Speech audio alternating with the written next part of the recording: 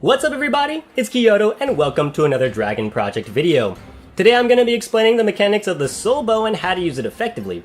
Like other bows, this weapon type has a high learning curve and will probably need a lot of practice before you can actually bust out the big damage. This video will explain soul bow mechanics, aiming strategy, damage difference when in soul mode, and then Magi Pairings. So first things first, let's start with soul bow mechanics. The soul bow has a very particular set of skills, 2 of them to be exact. Both skills are activated by using the bow's snipe mechanic, which is done by tapping and holding the screen, and then dragging your aim to where you want it to be.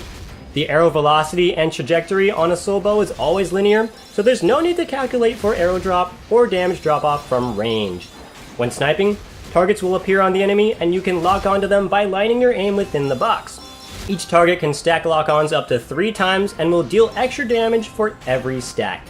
The player launches a homing arrow for each lock-on, which will circle an enemy until the arrows either hit the target or disappear after a few seconds.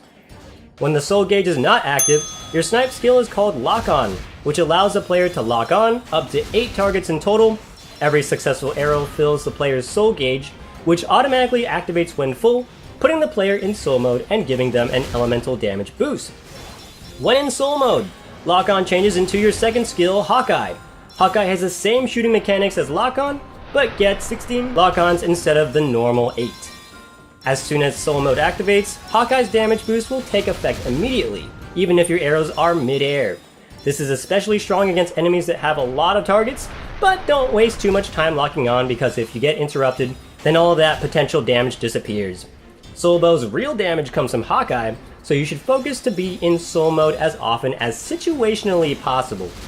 That's not always an easy thing to do, so I'll explain how to make that easier in the next section, aiming strategy.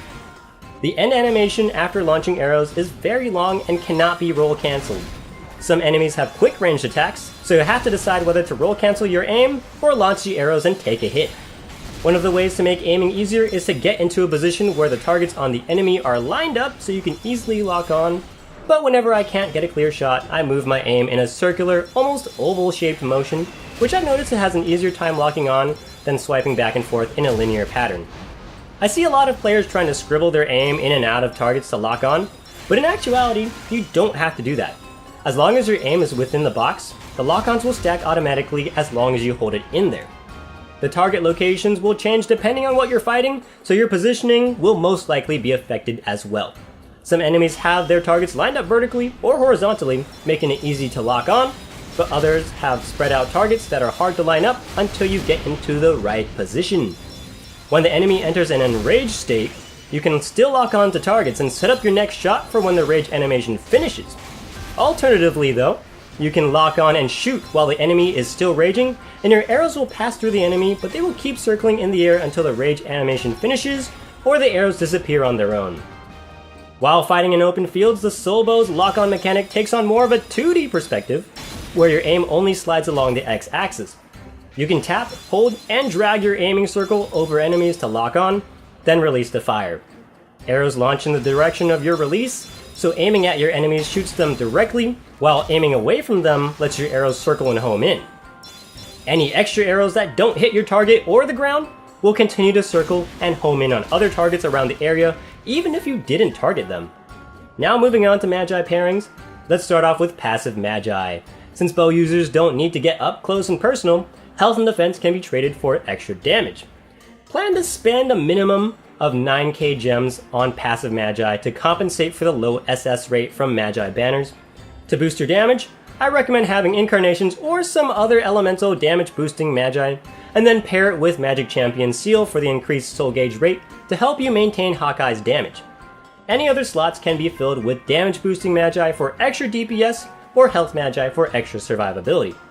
Just like the soul dual blades, the soul bow converts your physical damage into elemental damage, allowing you to get more boosts out of your Magi than other weapon types. For the attack Magi, I like to go with something ranged that has paralysis. The soul bow doesn't have CC, but it charges Magi fast, so you can cast paralysis often enough to keep the enemy down.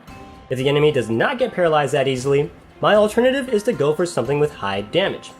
To be honest though, range Magi isn't all that important since medium range Magi can reach pretty far, and I usually try to hover just outside of the enemy's close range attacks. For support Magi, you typically want to find something that boosts your DPS with something like Cloak or Fury, but we can also take advantage of on-hit Magi that has a chance to proc based on the number of hits you dish out. For example, Thundering Hysteria is a great Magi for Soul Bow. You don't really need the attack speed, but having extra damage, anti-stagger, and a chance to proc paralysis can come in handy. For those who don't have Thundering Hysteria, the cheaper B-rank brother, Neurotoxin, is an easy replacement. Lastly, we have Recovery Magi. Change this one based on your situation, but if you're using something that heals the party, it's nice to have something with a decent amount of range, so you don't have to stand next to other party members. That's all for my Soul Bow guide. Hope that it was helpful to new and old players. Surprisingly, there's a lot to explain about a weapon that only has 2 skills, so if there's something that I didn't cover, feel free to drop a comment in the comment section below so everyone can find out.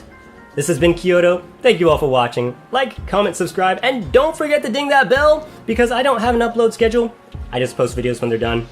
And with that, I'll see you all later.